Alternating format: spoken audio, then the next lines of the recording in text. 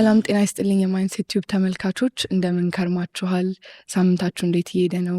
ሁሉ ሰላም ነው ወይ? ዶክተር እንዴት አለህ አንተ? ደህና ነኝ። እንግዲህ በልጉ ወጣ ገባ ይላል፣ ግን ሲዘንብ ደስ ይላል። አይ ቲንክ ሌላው ሁሉ ሰላም ይመስለኛል። እንዴት ነሽ? ደህና ነኝ እኔ። ጥሩ ነው። ትንሽ ከአየር ለውጡ ጋር አንዳንድ የጉንፋን ፊሊንጎች ነበሩ፣ ግን ኖርማል ነው። ያው ቫይረሶች ውስጥ ማን አላቸው? ብርድ ሲሆን የት ይግቡ?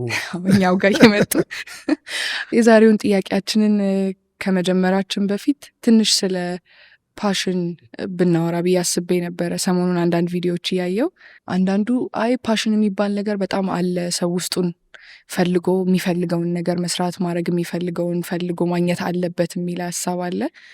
ከዛ ደግሞ በተቃራኒ አይ ፓሽን የሚባለው በጣም ኦቨር ሮማንቲሳይዝ የተደረገ ሀሳብ ነው፣ ሰው የሚችለውን ጎበዝ የሆነበት ነገር ላይ ቢሰራ በዛ ውስጥ ፓሽኔት እየሆነ መሄድ ይችላል የሚል ነበርና እንደው ምን ትል ይሆን ብዬ አሰብኩኝ ዶክተር። እንግዲህ ያው ሁለቱ ጫፍ ሁሌም ስዊንግ የሚያደርግ ነገር ነው። አክቹዋሊ ሁለቱ ብቻ አይደለም፣ ሌሎች ፋክተሮችም አሉ። ሰው ምንድነው መስራት ያለበት? አንደኛ ብዙ ገንዘብ የሚያስገኝለትና ለህይወቱ ምቾት የሚሰጠውን ሰርቶ ቢኖር ይሻላል፣ ዋና ኑሮ ነው ብሎ የሚያስብ ሰው አለ።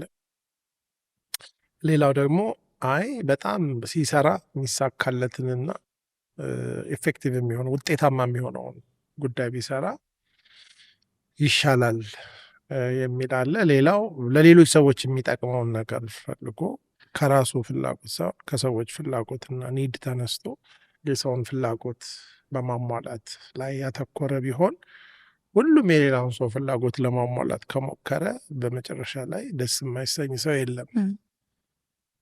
ወደ ራሱ ካተኮረ ግን ሰው ሁሉ ወደ ውስጥ ይሰበሰባል የሚል አለ።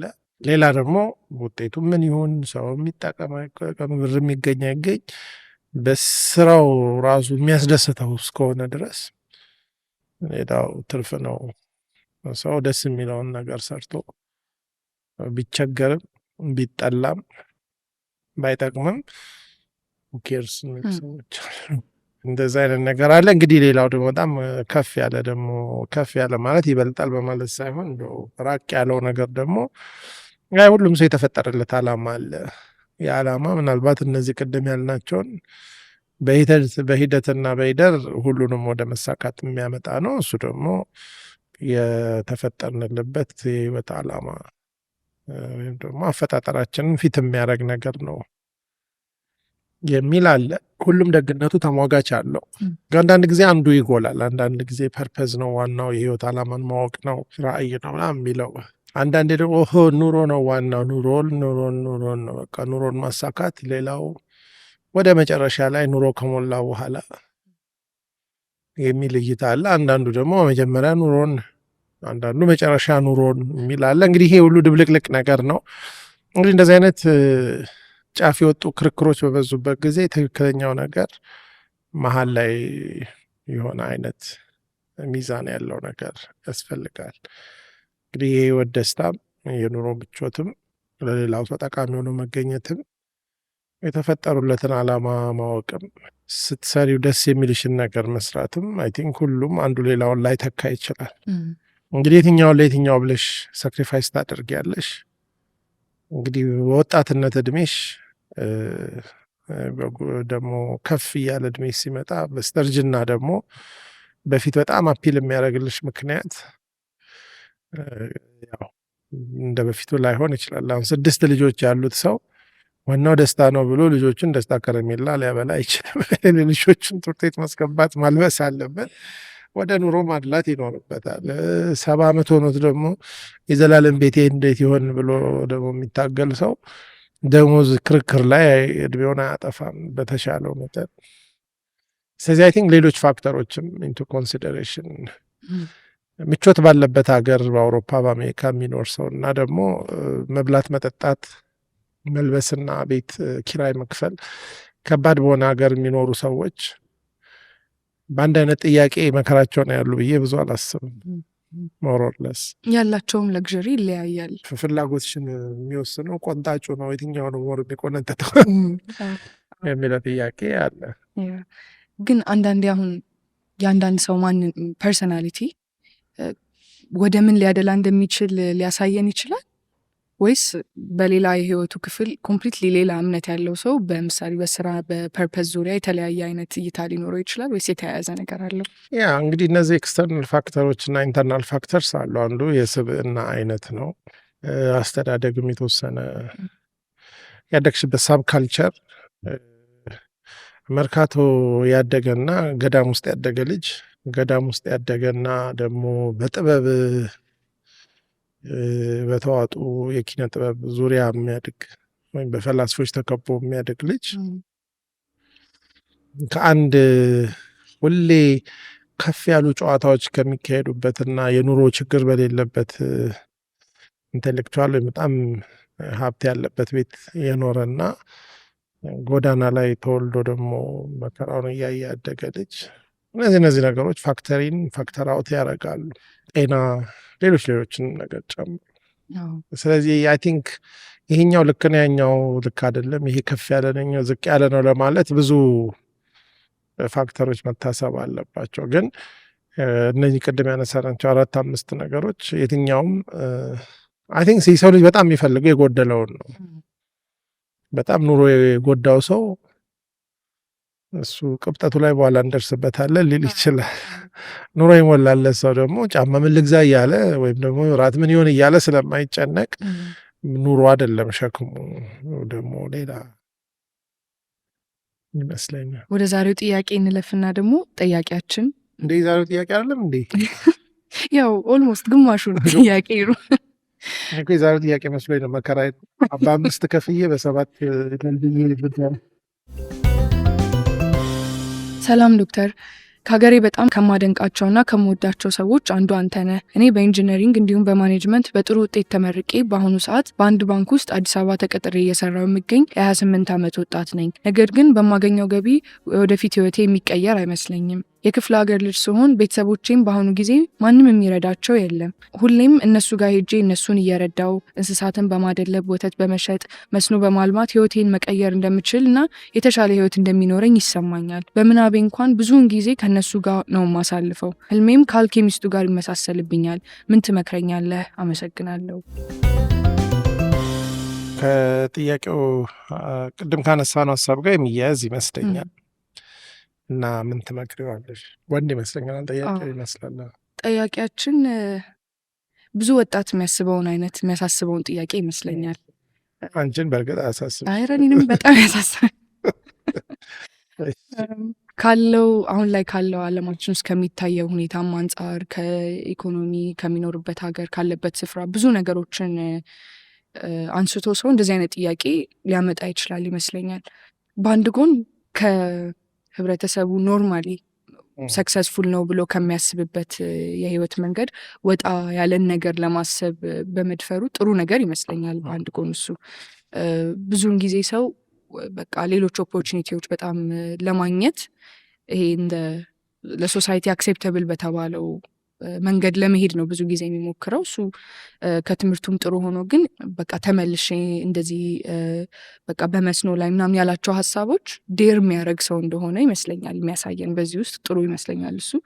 አንድ እንደው እንደ ምክር ማነሳው ሀሳብ እኔ ዝም ብሎ በአንድ ቀን የሚወሰን ውሳኔ አይደለም የሚለውን ነበር ሳስብ የነበረው። አንዳንድ ነገሮችን አስተካክሎ ወይ ሙሉ በሙሉ ገብቶ ሳይሆን የሆነ ያህል ጊዜ ከሩቅ እየሞከሩ ወይ ሴቭ አድርጎ የሆኑ ከጎን የሚሰራቸው ነገሮችን አስተካክሎ ቢገባበት በእውነት ጥያቄያችን እንደሚለው ልቡ በዛ ላይ በጣም አልፎ ሰክሰስፉል እንደሚሆን የሚያስብ ከሆነ መሞከሩ አይከፋም። ግን ሙሉ በሙሉ ለመግባት የተለያዩ ነገሮችን ቀድሞ ማስተካከል ቢችል የሚል ነበር የኔ አንድ ሀሳብ። እንግዲህ እሱ አሁን አንቺ ያነሳሽው ሀሳብ 2 አይነት እይታዎች አሉ።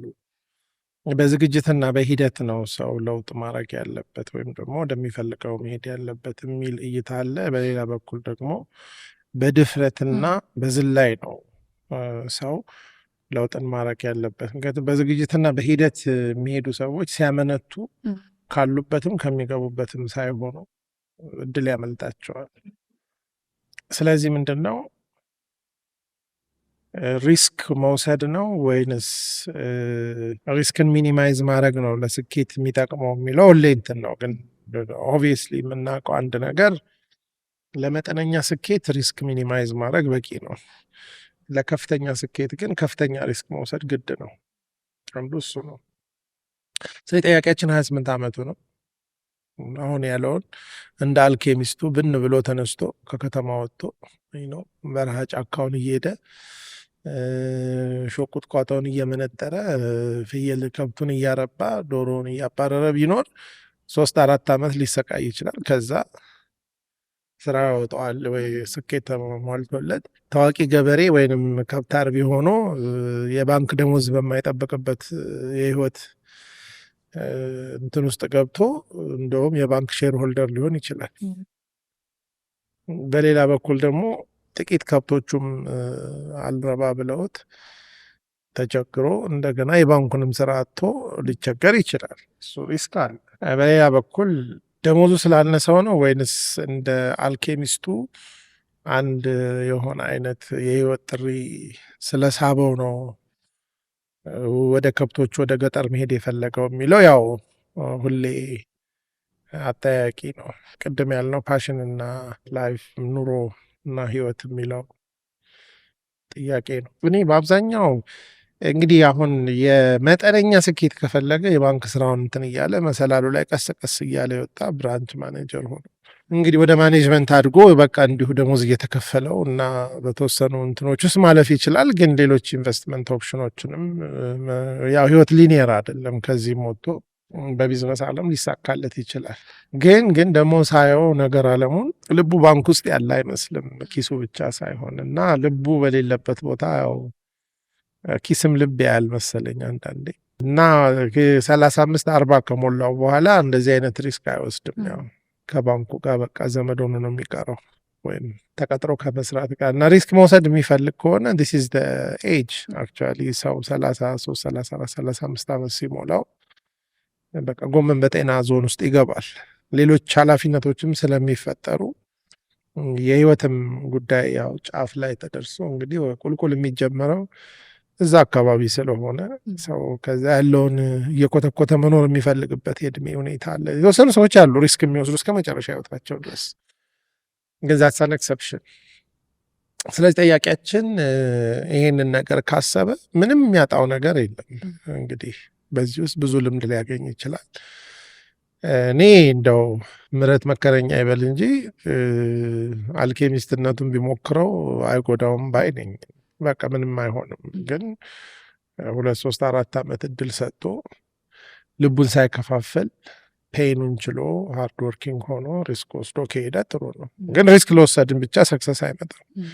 ሪስክ ከሃርድ ወርክ ጋር ወይም ደግሞ አንድን ነገር የመውደቅ ፖሲቢሊቲ ወይም ሁኔታ ያለበትን ስጋት ያለውን አማራጭ ስንወስድ በሃርድ ወርክ ካልደገፍ ነው ወይም ተግቶ በመስራትና በጽናት ካልደገፍ ነው ያው ውድቀቱ ከፍተኛ ነው።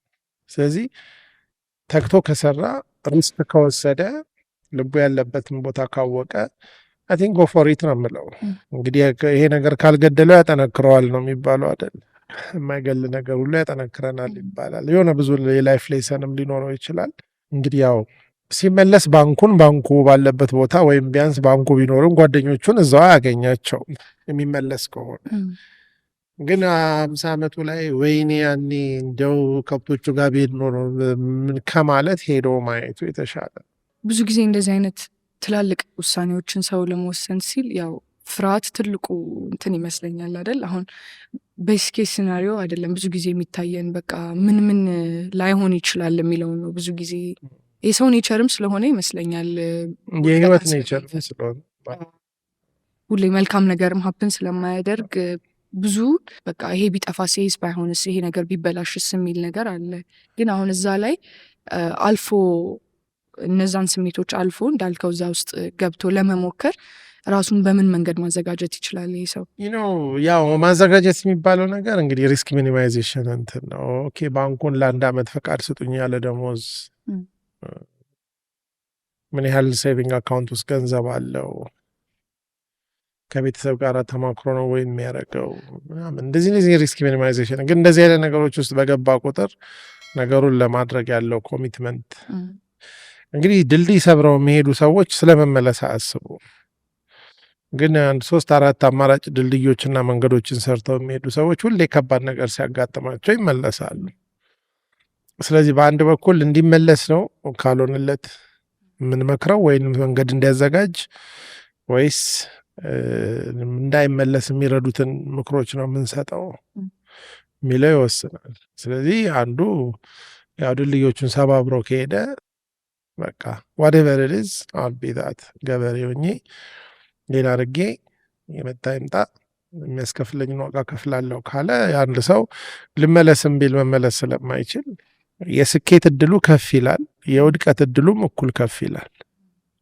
ግን ብዙ መንሸራሸሪያ መንገዶቹን ወይም መመላለሻ መንገዶቹን ባልነካ ቁጥር ያው ለስ ችግር ያለበት ቦታ ይኖራል ማለት እና ይሄ አቋራጭ የሌለው ነገር ነው። እንደዚህ አይነት ነገር ሰዎች ላለመመለስ ሲሄዱና መመለስ እንደሚችሉ እያወቁ ሲሄዱ የሚኖራቸው ኮሚትመንት ይለያያል። እንደ ጥያቄ ለመመለስ ማሰቡ መጥፎ ነገር ሆኖ እናየዋለን ወይስ እሱም ፖሲቢሊቲ አለ? አሁን ይህ ሰው ባካፕ ፕላን ኖሮኝ ባደርገው የሚል ሌላ ሀሳብ ቢኖረው ብዙም ጥሩ አይደለም ወይስ እንዴት ነው? እሱም ቅድም እንዳልኩሽ ነው። ማግኒፊሰንት የሆነ ሰክሰስ ከፈለግሽ ዲዛስተረስ የሆነ መንገድ መሄድ ሊኖርብሽ ይችላል። ቤዚክሊ በቃ ዋው የሚያስብል ስራ ለመስራት ሊያስብል የሚችል አደጋ ሊደርስ እንደሚችል ማሰብ ጥሩ ነው እና በዓለም የስኬት ታሪክ ውስጥ ድልድዮቻቸውን የሰበሩ ሰዎች ናቸው ትልልቅ ነገር የሰሩትም ያመጡትም። ግን ያው ያመጡትን እናውቃቸዋለን እንጂ እንደዛ ብለው ሄደው ደግሞ የቀሩ ብዙ አሉ። ስላልሰሩ አናውቃቸው። አብዛኛው ህዝብ ግን ያው እንደኛ እዚህ ከተማ ውስጥ ይኖራል ማለት ነው። ስለዚህ ለአብዛኛው ህዝብ የሚሆነው መንገድ ከፈለገ ጥሩ ስራ አለው። እሱ ነው እየኮተኮተ እያሳደገ ሲያፈራ እየበላ ችግኝ እየተከለ ደግሞ ጓሮ ውስጥ ሞርዛፍ እየተከለ ያው በሰላም ኖሩ ይባላል የሚለው አይነት ፍጻሜ ሊኖረው ይችላል ጠያቂ። እንግዲህ ዘንዶን እገላለሁ ካለ ደግሞ ያው ሰይፉን ይዘው ሄድ፣ ዘንዶ ቢውጣውም እንግዲህ ዘንዶ ሊገል ሄዶ ዋጣው እንላለን ማለት ነው። ይሄ የህይወት እውነታ ነው። ትልቅ ስኬት የሚፈልግ ሰው ትልቅ ሪስክ መውሰድ አለበት። አንድ ሌላ ይህንን ሳነበው ትዝ ያለኝ አባባል the grass is greener on the other side የሚል ታለ ከየሆነ እንትን ባሻገር ያለው በቃ በጣም ቆንጆ እንደሆነ አሁን ከቆመበት ቦታ እንደሚለው ነገሮችን ሲያስባቸው ሰክሰስፉል እንደሚሆን እዛ ቦታ እንትን እንደሚል አለ። በሱ ፍሊፕ ሳይድ ደግሞ the grass is greener where you water it ያጠጣኸው ሳር ነው በጣም የሚያድገው የሚያምረው አይነት ነገር እና ያው እዛኛው ቦታ ላይ አልፎ ተመልሶም ሄደ ከተባለ ከሱ የሚጠበቁ ነገሮች እንዳሉ በአንድ ጎን ማወቅ አለበት። ኤግዛክትሊ አልጋ ባልጋ አይሆንም የሚለውን ማለት ነው አይደል? ያው እንግዲህ ሁለቱም አባባሎች አንድ አይነት ናቸው። አትሄድ ነው የሚሉት። እዚሁ አጠጣ ወይም ደግሞ ብትሄድም ደግሞ እዛ ቆመ እዚህ ያለው አረንጓዴ ይሆንብሃል ነው። the grass is not ማለት the grass is greener on the other side የሚለው the grass looks greener on the other side ነው not greener ግን looks ነው። ግን the grass can be greener on the other side as well without the look effect ሳይሆን ለምሳሌ በወዲያ በኩል ውሃ አለ፣ አፈሩ ጥሩ ነው all that stuff። በዚህ በኩል ደግሞ ያ ነገር ከሌለ የፈለገ ቢሆን even ባዶ ሜዳም ቢሆን it's better to grass on the other side from scratch than በዚህ በኩል ያለውን ሳር ላይ ሙጭጭ ከማለት። ስለዚህ አብዛኞቹ ተረቶች በወዲያ በኩል ብለህ አትድከም ነገር ነው እዚሁ እና እልፍ ሲሉ እልፍ የሚለው አይነት አባባል ነው ለዚህኛው። እንግዲህ አንቺ ምርጫውን አንዱን ተረት ለሱ እልፍ ሲሉ እልፍ ነው የሚሻለው ወይስ ሳሩ በወዲያም በኩል አረንጓዴ ቢመስል ያው እዚህም ብታጠጣው ባንኩም አረንጓዴ ይሆናለው? እኔ እንደውም እዚህ ያለውን ሳይሆን እዛም መሄዱን ኤፈርት እንደሚፈልግ ነበር ሁለተኛውን ኮት ሳስብ። አክቹዋሊ ሞር ኤፈርት ነው የሚፈልግ። ለስ ኤፈርት ከፈለግ እዚሁ የለመደው ላይ ነው እንጂ ጥረትና ግረት ከሪስክ ጋራ ይጨምራል። ሪስክ መውሰድ በራሱ ሰክሰስ አይሆንም። አክቹዋሊ የሪስክ ትልቁ ችግሩ ሞር ጥረትና ግረት እና ማታቂ ኢንቫይሮንመንት መፍጠሩ ነው። በምታውቂው ኢንቫይሮንመንት ለስ ወይም ያነሰ ጥረትና ግረት አድርገሽ በሰላም መኖር ይሻልሻል። በማታውቂው ዓለም የበለጠ ጥረትና ግረት እና አድርገሽ ለተሻለ ስኬት ቻንስ መውሰድ ይሻላል። ሌላ ያሰብኩት አንድ ጥያቄ ከዚህ ጋር አሁን ካለበት ቦታ ሆኖ ያንን ሊፕ ወስዶ ዘሎ ወደዛ ነገር ውስጥ ቢገባና እንደተባለው እዛ ውስጥ የሚያስፈልገውን ቀጥታ ወደ ሰክሰስ ይሄዳል ማለት ባይሆንም እንኳን የሚያስፈልገውን ነገር ኢንቨስት ለማድረግ ራሱን አዘጋጅቶ ቢገባ እንደ ኖርማሊ በእንደዚህ አይነት ጀርኒ ውስጥ ያለፉ ሰዎች ያጋጠማቸው አንቲሲፔት ሊያደርግ የሚችላቸው ነገሮች አሉ። ለምሳሌ በአንድ ጎን ሶሻል ሰርክሉ ለምሳሌ በከተማ ሆኖ ካለው ነገር ወጣ ይላል። ከሱ ጋር ተያይዞ ሊገጥሙ የሚችል ነገር ካለ ወይስ እሱንም ሁሉ አብሮ ፓኬጅ ዲለው ማኔጅ አድርገው ብለን እንትን ማለት እንችላለን? እንግዲህ ከሚከፈሉ ዋጋዎች አሁን ኮምፈርተብል ከሆነበትና ከሚያውቀው ዓለም ካሉት ቅርብ ጓደኞች እና ከፈጠረው አጠቃላይ የኑሮ ዓለም ውስጥ መውጣት አለበት እና ወደ ምናልባት ወደማይመች ሁኔታ እንግዲህ ባለብዙ ሀብት ሆኖ ትልቅ ሪሶርስ ይዞ ኢንቨስተር ሆኖ አይደለም የሚሄደው። የራሱን ህይወት ኢንቨስት ሊያደርግ ነው የሚሄደው። ኢንቨስት ማለት ምንድን ነው? ያው ቨስትድ መሆን ነው። እዛ ውስጥ ገብቶ መጥፋት አለበት። ሰው ገንዘቡን ኢንቨስት ካደረግ የሚያደርገውን ገንዘብ አጥፍቶ ነው ሌላ ገንዘብ የሚያመጣው። ስለዚህ አሁን ያለውን ህይወት ነው ኢንቨስት አድርጎ ኢንቨስት ማለት የሆነ ነገር ውስጥ ማስቀመጥ ማለት ነው። ለምሳሌ ዘሩን አፈር ውስጥ ያደረገ ሰው ሲበቅል ዘሩ ይጠፋል። እንግዲህ ካፈራ በኋላ ብዙ እህል ቢያገኝም የመጀመሪያው ዘር ግን አይኖርም አፈሩ ስለሚበሰብስ።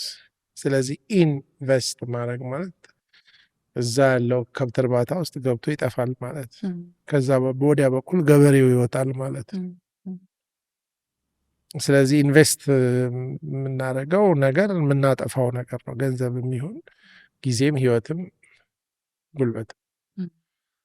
ግን የዛ ሪተርን ኦን ኢንቨስትመንት ያ ኢንቨስት ያደረግነው ነገር ወይም ኢንቨስት ያደረግነው ወደ እንትን አፈር ውስጥ ያስገባን ነገር በቅሎ ወደኛ እንግዲህ አዝመራ ምርት ሆኖ ሲመለስ ሪተርን ኦን ኢንቨስትመንት ይባላል። እንግዲህ በመዝራትና በማጨድ መሀል እነ ማረም፣ መጎልጎል፣ ውሃ ማጠጣት ኦል ካይንድስ ኦፍ ቲንግስ አሉ እንጂ ዘር ራሱን ምርት አድርጎ አይቀይርም። እዚህ በዛ ፕሮሰስ ውስጥ የሚያጣውን ነገር ሁሉ አክሴፕት ለማድረግ መዘጋጀት አለበት። አይ ቲንክ አንድ ስንዴ ቢያማክር ጥሩ ነው። ምንድነው ለመብቀል የምታጭው አንቺ ስንዴ ብሎ ስለ ራሴን ነው የማጣው በስብሼ ጠፍቼ ሌላ ብዙ ስንዴ ሆናለሁ። እንደሱ ነው የሚሆነው። ሰው ልጅ ሪስክ ተወስዶ ወደማይሆን ሳይሆን ወደማያውቀውና ወደ ሪስክ ቦታ ሲሄድ እንደ ራሱ እንደ ስንዴ ነው ማሰብ ያለበት። ባንኮኜ ቆሎ ቦን ይሻለኛል ወይንስ እርሻ ቦታ ሄጄ ተዘርቼ በስብሼ በበቅል ይሻላል? ስንዴ ከተቆላ በኋላ እንደ ቆሎ ይበላል እንጂ ምንም ሌላ ስንዴ አያመጣም። እሱ እንደ ቆሎና ንፍሮ መኖር ሰልችቶኛል እያለ እና ሄደ እንግዲህ ትራይታውት እንግዲህ መበስበስና መብቀል የሚለው ፕሮሰስ ግን ቀላል አይደለም። እየጠቀልን ነው ስንመጣ ያለኝ አንድ ጥያቄ፣ ሌሎች ወጣቶች አሁን ይህን ሰምተው እንደ ጠያቂያችን ያለ እድሜ ውስጥ ያሉ ሰዎች ለምሳሌ ልክ እንደ ጠያቂያችን ነኝ፣ የሆነ የማስበው ነገር አለ፣ የሆነ ፓሽኔት የሆንኩበት ነገር አለ፣ ልቤ ይዛ ነው፣ ያለሁበትን ቦታ ደስተኛ እያደረገኝ አይደለም፣ ሰክሰስፉልም መሆን አይመስለኝም፣ ምን ላርግ የሚል ሰው ይኖራል። በሌላ ጎን ደግሞ ያለሁበት ቦታ ደስተኛ አያደርገኝም፣ ግን ወዴት እንደሚሄድ ክሊር የሆነ እይታ የለኝም። አሁን ጠያቂያችን ለምሳሌ እንዲህ ብለው የሚጠቅሷቸው ነገሮች አሉ፣ እሱም አይታየኝም፣ አሁን ያለሁበትንም አልወደድኩትም፣ ምን ላድርግ የሚል ሰው ካለ ለሁለቱም ምን ብለን መምከር እንችላለን? ወይል እንግዲህ ሰዎች አለመደሰታቸው ባይ ዲፎልት የህይወት አላማቸውን ስላላገኙ ላይሆን ይችላል። ክፉ አለቃ ያለው ሰው አይደሰትም። ኑሮ ደሞዙ የማይበቃው ሰው አይደሰትም። የቤተሰብ ብዙ ጉዳይ ያለው ሰው አይደሰትም። የጤና ችግር ያለው። ስለዚህ ሰዎች መጀመሪያ ያልተደሰቱበትን ምክንያት ማወቅ አለባቸው። ያልተደሰተ ሁሉ ያው ሄዶ ገበሬም ቢሆን ላይደሰት ይችላል። ስለዚህ የመጀመሪያው ነገር እዚህ ያልረካሁት በምንድን ምክንያት ነው? አንዳንድ ሰዎች ሃርድ ወርክ ስለማይወዱ ነው የማይደሰቱት፣ ከባድ ስለሚሆን ዲስፕሊን ስለማይወዱም ሊሆን ይችላል። ስለዚህ እንደዚህ አይነት ሰዎች እንኳን ሪስክ ወስደው በሎው ሪስክ ቦታም ካልተደሰቱ ያው ራሳቸው ላይ መስራት ይጠበቅባቸዋል። ስለዚህ አለመደሰትን አንድን ስፍራ ጥሎ ለመሄድ እንደ ምክንያት ልንወስደው ወይም እንደ ሪዝን ልንወስደው አንችልም። አክቹዋሊ ሰዎች የሚሳካላቸው ያሉበትን ቦታ ደስ ብሏቸው እና እንጆይ አድርገው እየሰሩ ግን መድረስ የሚፈልጉበት ቦታ እንደማያደርሳቸው እያወቁ ያንን ነገር እያዘኑ ጥለውት ከሄዱ ነው ሞርስ ላይክሊ ሌላ ቦታ ስኬት የሚያገኙት። ለምን ካለሽበት ቦታ እፎይ ብለሽ የምትሄጂ ከሆነ የምትሄጂበት ቦታ እፎይ የማለት ቻንስሽ ለስ ነው። ግን አልቅሰሽና ተለቅሶልሽ ከወጣሽ ከአንድ ቦታ የምትሄጂበት ቦታ ሰክሲድ የማድረግ እድልሽ ሀይ ነው። ስለዚህ ሰዎች ሁሉ ጊዜ ባሉበት ቦታ ፕሮዳክቲቭ ካልሆኑ፣ ሃርድ ወርከርስ ካልሆኑ፣ ዲስፕሊንድ ካልሆኑ፣ ከሰው ጋር ያላቸው ሪሌሽንሽፕ ሪዋርዲንግ እና ጥሩ ካልሆነ፣ በሌላ ፐርሰናል ላይፋቸው እየሸሹት ያሉት ጉዳይ ካለ ምናምን ከሱ ነው ጋር እንጂ ዲል ማድረግ ያለባቸው። ያው ብን ብለው ጠፍተው ወደ ሌላ ቦታ መሄድ አይችሉም። ለምሳሌ ገዳም የሚገባ ሰው የዓለም ኑሮ መሮት መሆን የለበትም። የገዳም ኑሮ አምሮት ነው መሆን ያለበት። ብዙ ሰው ከዚህ ለመሸሽ ከሄደ በጣም ከባድ ነው። ያኛው ይከብዳላ ከዚህ። ስለዚህ ይህን ማወቅ ጥሩ ነው። አም ዲሳትስፋይድ ግን ከዚህ የተሻለና የተለየ ነገር አላቅም የሚል ሰው ሌላ አይነት የቤት ስራ ነው ያለበት። ያም ራሱን መፈለግ ነው። ራሱን አሁን ካለበት ቦታ ሳያፈናቅል ምንድን ነው ማድረግ ያለብኝ? ምን ብሰራ ነው ደስ የምሰኘው? ምረካው ከልጅነት ጀምሮ የምመኘው ሰዎች እንዲህ ብታረግ እኮ ብታረጊ ኖሮ ያምርብሻል፣ ይሳካልሻል ብለው በተለያየ ሁኔታ ምክር የሚሰጡን በተለይ ለኛ ቅርብ የሆኑ ሰዎች ተሳክቶ ስናይ ደስ የሚለን ነገር ማንም ቢሰራው፣ ሲበላሽ ደግሞ በጣም የሚቆጠቆጠን ነገር እንዲህ አይነት ነገሮች ሰው አንድ እሱም በማለት ከዛ ደግሞ እንግዲህ በዛ ዙሪያ መጽሐፍትን ማንበብ፣ ክህሎቶችን ማዳበር፣ በዛ ጉዳይ ከሚሰሩ ሰዎች ጋራ በበጎ ፈቃደኝነት ይሁን እንደው በእነሱ ስር በአነስተኛ ክፍያ እየሰራ ያንን የሚመኘውን ስራ የሚመስለውን ነገር እያየ እንትን ሲል አማራጭ ነገሮች ውስጡ እያደጉ ሲመጡ ያን ጊዜ ያለው ነገር የምርም የማይወደው መሆኑን መገንዘብ ይችላል። ሰው ግን የሚወደውን ነገር እስኪያገኝ ድረስ የማይወደውን ነገር ባይጥል ጥሩ ነው። ሰው አንድ ነገር ብቻ ነው የሚወደው ነገር ያለው በህይወቱ ማለትም አይቻልም። ሰዎች 20-30 ነገር ተሰርተው ሊደሰቱ ይችላሉ። የምርጫ ጉዳይ ነው። ህይወት ምርጫ አላት እንጂ እንደ ልብ ወይንም እንደ ጉበት አንድ ነው። በቃ እሱ ካለቀ አለቀ የሚባል ነገር የለም ብዬ ነው የማስበው። ከዚህ በፊትም ከማትሪክ ውጤት ጋር ተያይዞ የሰራ ነው አዲስ ዓመት አካባቢ ወጣ ኤፒሶድ ላይ ስለ ኑሮ ህይወት በደንብ ዲቴይል አውርተን ነበርና እንደውም ሰው ለህይወት ለደስታ የሚያደርገውን ነገር ሌተር ኢን ላይፍ በተሻለ እድል በተመቻቸ ሁኔታ ያንን ፐርሲው ማድረግ ሊችል ይችላል። ግን አንዳንዴ የማይፈልገውንም ነገር እስከ የሆነ ቦታ ድረስ እየሰራ ኢንዲዮር ማድረግ ሊጠበቅበት ሊችል ይችላል። ያንንም እስኪያውቅ ወይ ደግሞ ያንንም እስኪያጎለበት ድረስ ወይ ደግሞ እንደ ጠያቂያችን ክሊር የሆነ በቃ ይህንን ነው የማደርገው የሚለው በጣም ኮንቪንስድ የሆነበት ነገር ካለ ደግሞ ሪስክ ወስዶ ያንን ነገር ማድረግ ሊሆን ይችላል ማለት ነው። እንግዲህ እዛ ጋር ምንድን ነው ሌላው መረሳት የሌለበት የሰው ልጅ የህይወት ስኬጁል አለ። የመጀመሪያ 20 ዓመት አካባቢ መቀበል ነው። ከወላጅ ከማህበረሰብ የምንቀበልበት እድሜ ነው። እንዳትስ ኦኬ። የሚቀጥለው 20 ዓመት ላይ ደግሞ የሚሰበስብበት እድሜ ነው። አክቲቭሊ እውቀትን፣ ገንዘብን፣ ጉልበት፣ የተለያዩ ነገሮችን፣ ሰዎችን ሰብስቦ የሚይዝበት ጊዜ ነው። የሚቀጥለው 20 ዓመት ደግሞ ያን የሰበሰበውን መልሶ ለሚሰበስቡት ከታች ለሚመጡት የሚሰጥበት ጊዜ ነው። አራተኛው 20 ዓመት ላይ ደግሞ የሚሰበሰብበት ጊዜ ነው። ጤናውም ጉልበቱም ሁሉም እያነሰ ወደማይቀርበት ይሄዳል። ስለዚህ ተቀብሎ ሰብስቦ ሰጥቶ የማይሰበሰብ ሰው የለም። ይህንን እስኬጁልም ማክበር አለብን። በመሰብሰቢያ ጊዜ መሰብሰብ፣ በመቀበያ ጊዜ መቀበል፣ በመስጫ ጊዜ ደግሞ መስጠት። አሁን ጠያቂያችን ከመሰብሰቢያ እድሜያቸው እንግዲህ ግማሹን